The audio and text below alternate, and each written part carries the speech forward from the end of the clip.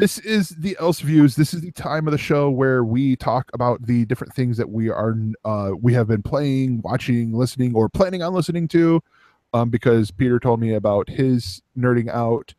But as to not be greedy, let's start out with Shawn. Shawn, what are you? I hear you're into politics. Is that what I'm going to guess by your pick here? No, it's not really politics.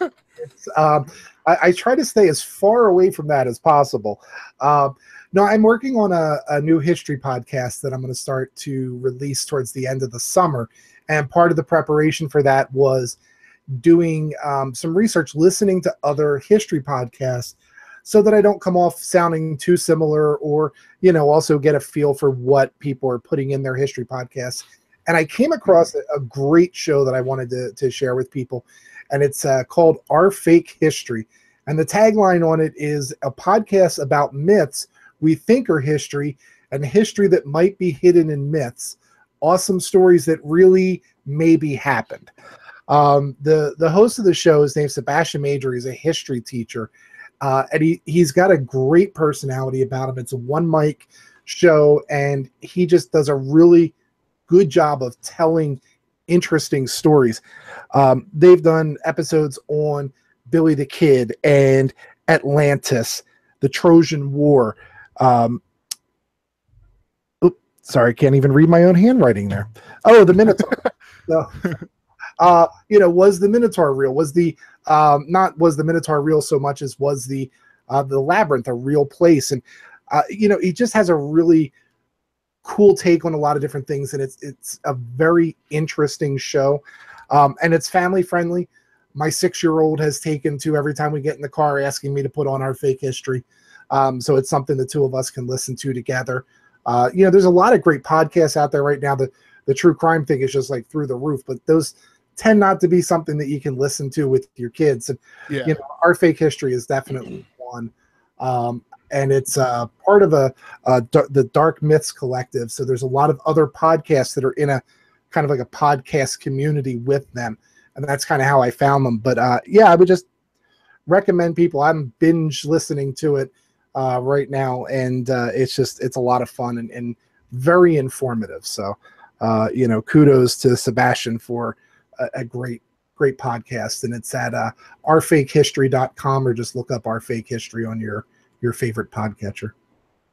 No, that sounds really cool. I mean, it sounds like, as someone who I listen to podcasts a lot of time when I'm at work, because God, that picture gets me every time. The picture behind me for the audio listeners, I'm going through just doing a circle of all the old different headshots or the thumbnail images that we've had for the show. And there's one of me with my Samsung Gear VR on my head. I'm like, picture. But anyways, I tend to listen to quite a bit of podcasts, and this reminded me of a show like No Such Thing as a Fish, but instead of like the interesting facts, that you almost couldn't believe to be true, it's like the exact opposite of that. Mm-hmm. It's like to use it in the internet culture, it would be like everyone says, that Shazam, or that Sinbad movie called Kazam or whatever. Mm-hmm. It was, everyone's like, yeah, I swear I remember seeing this show. And I'm like, okay, sure, cool. Tell us more about this movie that you watched, because I mean, I remember Sinbad just dressing like a genie, not being a genie, and stuff like that. But no, I this sounds really cool, and I actually am really excited. I think I might check this out myself. Yeah, absolutely. All right, Peter, you have your pick. What did you bring forth to us? Is the new album coming up from Big Bad Voodoo Daddy, which is they did this before with, darn it, I forget, the hi guy, Cab Calloway. They did a whole album of Cab Calloway covers. This one, they're doing it covers of 3 different people, all with the name Louie. So the album's name is Louie Louie Louie, which is the band's 11th studio album and a salute to the music of Louis Armstrong, Louis Jordan, and Louis Prima, and it's coming out next Friday. And I've got it ordered from iTunes, but you can also get it on Amazon and anywhere else the music is sold. Let's see. There we go. Yeah, so the Cab Calloway one was How Big Can You Get? And that was like 4 years ago. So Yeah. this is, so they've got, let's see, where is it? And if you pre-order now from iTunes, you get three of the songs from the album ahead of time. Dinah, O Marie, and Whistle Stop, which is basically one song from each of the Louis. Nice. No, yeah, that's cool. You mentioned this before on the after show, I believe, for the Wonder Woman one, and this is going back before I started listening to Coverville, but I've enjoyed covers. I got friends who are like, "Oh, I don't like covers at all," and it's like with hanging out and listening to Coverville, it's like, well, you realize that song that you do like is a cover, and and stuff like that, like. So it's like hearing this, and I've heard Big Bad Voodoo Daddy before, so it's like to hear, like, I always love hearing those different styles of music, like musicians covering songs that aren't in their what you'd consider in their genre and bringing it in, or them going to that genre. And so I'm excited for this. Gregor, are you telling me that somebody before Tiffany did I Think We're Alone Now? Is that what you're trying to tell me? Possibly. And actually, going back to our pre-show discussion, one of the Hooters songs, She Comes in Colors, is actually a cover too. I didn't know that until about 5 years ago when I was at the local record store and go, I know this song. Wait, who's singing that? Oh yeah, this is from the 60s. Oh, I did not know. I always thought it had been an original. Yeah, I didn't know that one either. No, the first time I actually came across this, and this is showing my age. When I was a kid, it was, I think Alabama did their original version of a song that was later covered by the Backstreet Boys. It was like one of the Backstreet Boys' first hits, and I'm like, wait, this is Backstreet Boys. And I'm like, like 12 or something at this time, and I'm like, why is this country station playing pop music but not with the singers? And then someone said, well, that's a cover. I'm like, this is the original version. I'm like, oh, okay, can we play the Backstreet Boys version? But yeah, that again just shows how young I am at times. That happened yesterday on Facebook. Someone put up the Scissor Sisters song, I Don't Feel Like Dancing, and I had to put in the Hasty Dixie cover because I think it's a superior song in every way. Oh yeah. Yeah. Say a superior rendition because it's the same song. But I mean, yeah. Yeah. No, that's one of the things, like, I've actually because for the longest time, like instead of just being like, okay, I listen to all music, I was like, all right, I'm gonna listen to Christian music, and I'm like, wait, these are covers of mainstream music songs done by these artists that I like. So I have a playlist that I call Nothing But Covers, and it's just bands that I'm like, that I've listened to, and then just like, oh, here's their version. Like, one of my favorites is a band called House of Heroes, and they have an EP called House of Heroes Meets the Beatles, where it's just a 3-song EP, and they cover like songs like Obla Di Obla Da.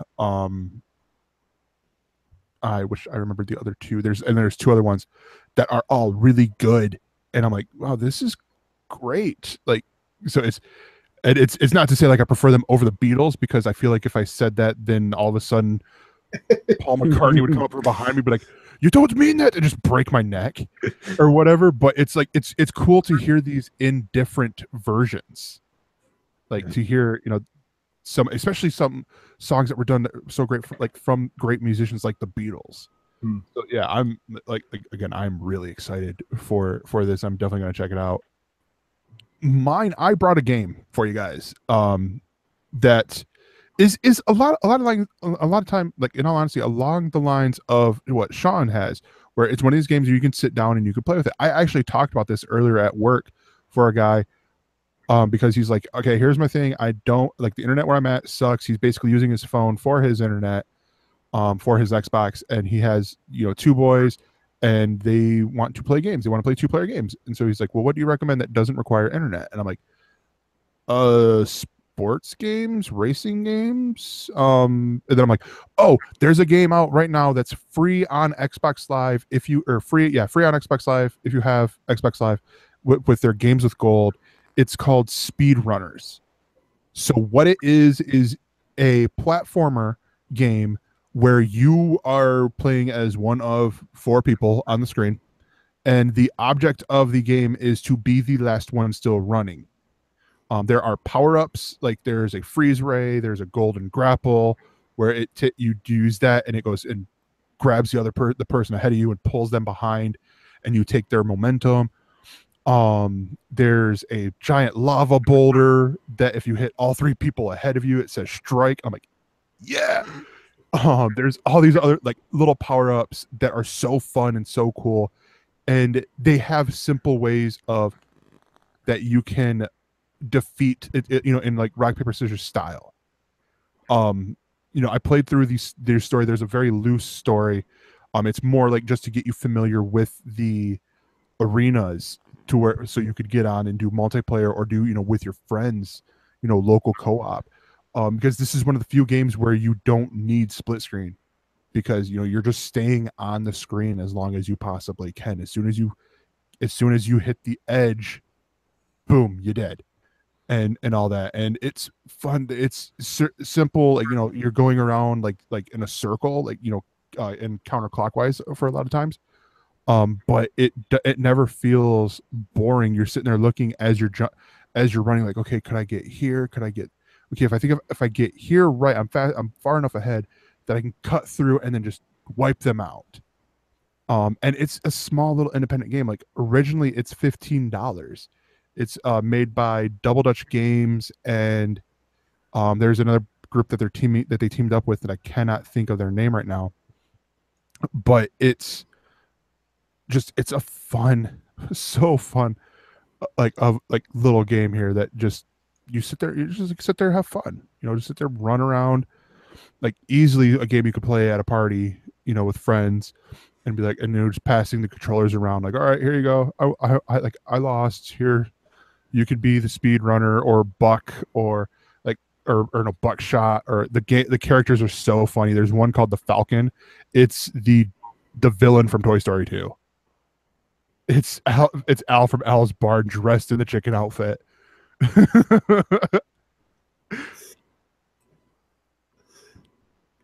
But yeah, that is my pick that I bring to you guys. Cool. So that is it for. Go ahead. Well, I was just gonna say I have no comment for it because I got a PS4. So anyway. It might be on PS4 too. I just know it. I just know because it was one of those. Like I got an Xbox One, 2 months ago now, and have been playing it. Like getting caught up. Like I'm dumb and was like, okay, my PC won't play the games that I want, so I need to play games, and just catching up. Like I've been playing through Assassin's Creed Syndicate, playing through WWE 2K17. Still have like 4 other 100-minute or 100-hour games to go, and then the cool thing, because I think PlayStation does a similar thing where they have the free games every month. Every month. And so this one was just one that they did for like, because Microsoft does it like every 2 weeks. They'll flip out something. Like I heard coming up or later this month is Watch Dogs, actually, and I'm like, oh, that's cool. And because I've been wanting to play Watch Dogs, but I don't necessarily know if I want to spend $20 on it.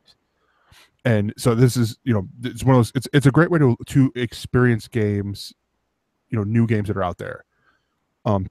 Even some of the Xbox 360 games, because I mean, you could luck out and like, oh, I had this game on Xbox 360, but because it doesn't have that true backwards compatibility, or you got to spend, like the $5 or whatever it is to buy it, it's like, well, okay, I guess I won't do that. Now it's like, do it. And I looked, and it is available on PS4 too. Yeah. And the thing about the PSN is that free game, you can download it to your library and it's free forever. Yes. It's not like just a month. Yeah. Yeah, I believe it's the same with the Xbox. The Xbox does something else. I don't know if PlayStation does this too, but they'll do like free play weekends. So you could like they did the late, not Wildlands, but the latest Tom Clancy game before that, what is it, The Division? Yeah. That was like a free play weekend. I'm like, oh, that's cool. I'm not going to do that because then I'm going to want to go buy the game. They did that with Overwatch last week too, but that was an Overwatch weekend. It's on PC, on both consoles. So yeah. Now, Peter, you've got a PlayStation. Have you tried out PlayStation Now by any chance? Which one is the streaming service that they have, where you can stream the games? You get a library of like 500 for $20 a month. No. I'm sort of keeping my expenditures low as possible. I do have the PSN, the yearly thing, and and most of the games I download are waiting in my library. I haven't even bothered playing with them because I keep on playing Shadow of Mordor. and I seem to only play Diablo or NHL, so that's all I ever do. But the PlayStation Now is interesting. It's a lot of PS3 games. They even added like a bunch of Sega games. Me and my son were playing Golden Axe the other day. Nice. Needs food. It's kind of a fun little throwback. I don't know that I'll keep it past the summer. But it'll be fun to, play some of those old games with the kids. And, and I've got a 6-year-old, and they just added like all of the Lego games just about to it. So he sits and plays those. And, so I mean, I like it for $20 a month, but I don't know that I'd necessarily keep it past the summer when the kids are back in school and not playing as much. So, yeah. That I think Microsoft just did a similar thing with it was like Xbox Live Pass or whatever. Like I know some companies like EA has the EA Access where for like $40 a year you get a lot of the games for free, or if you get it right away you get it for a discount. Like you can get all the 2017 sport games right now, and then you can get like I believe it's 10% off of Madden 18, the Ultimate Tom Brady, a slightly deflated edition or whatever it is. And boom, you go. Yeah. But I'm in that similar problem that you are, Peter, where it's like, oh yeah, I want to go play the game. Like I'm probably almost done with Assassin's Creed Syndicate, but I'm like, I don't know if I really want to play that right now. WWE, wrestling, playing as my guy who looks nothing like me and looks a little bit like Cody Rhodes in a way, and just going up and being the Authority's bitch and doing all the Authority challenges and unlocking all the wrestlers and stuff like that. It's like, yay. And then downloading the arenas because the downloaded part's actually really, really good, except for one person made the Raw arena outside. I'm like, what the fuck are you doing, dude? But yeah, that's a separate show. That's another topic I could talk about forever. So we're gonna go on to the ElseWords, but before we do, I want to let you guys know that you can help support the show or help us out. Do like our hosts do a lot of times and donate money to our Patreon. Patreon.com/galacticnetcast, I believe is the website, or gncast.com/support. It's a monthly charge. You can do $1 a month at the lowest and help us out, help us keep the lights on, help us keep keep the streams going and stuff like that. This is the other part why it took so long, is because Shawn's internet has been cutting out. So if you support, we can get Shawn good internet. It's a promise I cannot keep. Offer may be void in your area.